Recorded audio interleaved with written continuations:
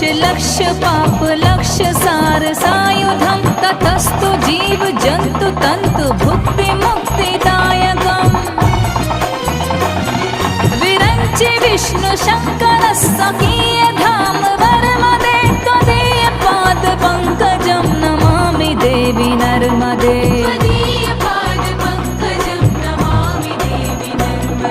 नमा